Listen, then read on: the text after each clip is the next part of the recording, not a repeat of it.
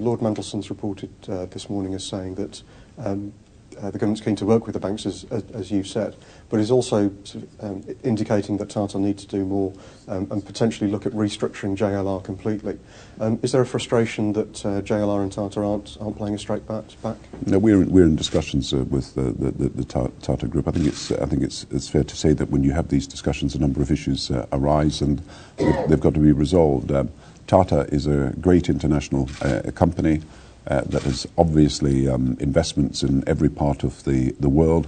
They've got their own car that they've been developing in India, and that has gone through some problems. So we understand that Tata is a worldwide group, but we think that that our discussions with them can bear some fruit.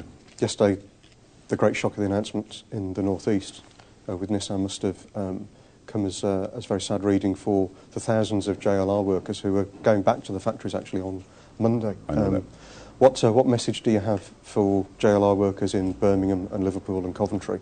We know that there's been a decline in car purchases in the country. I mean, we've got to face up to the fact that the sales of cars have gone down. The question, however, is can we support the development of an industry that has got a great future, and that is what we want to be able to do. I believe the standard of the models produced in Britain and the technology that companies have is very good indeed, and I believe that the car industry has a very strong future. So we will do what we can, recognising, however, that the first responsibility lies with the company itself, who is in charge of its own affairs. Many of the concerns seem to be about setting precedents for other individual businesses or sectors. And you've already said that you see the auto industry having a special place in the UK. Well, we will do the right thing.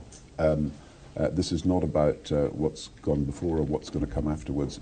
We know that there is, let's be clear, a global banking crisis. It is affecting the supply of funds to companies. It has therefore led to a reduction in demand for some of the great products that are produced by the companies.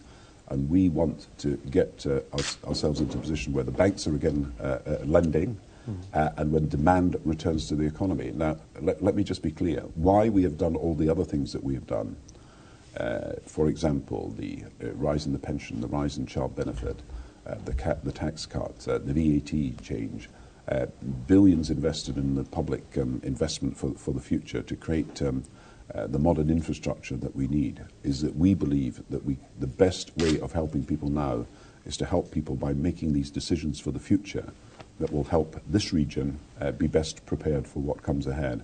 So over $1 billion is being invested in this region, spent in capital investment in the region, whether it's on schools or hospitals or whether it's on transport and infrastructure. Much of that is being advanced in the course of the coming year so that we can retain and create more jobs in construction and in other areas.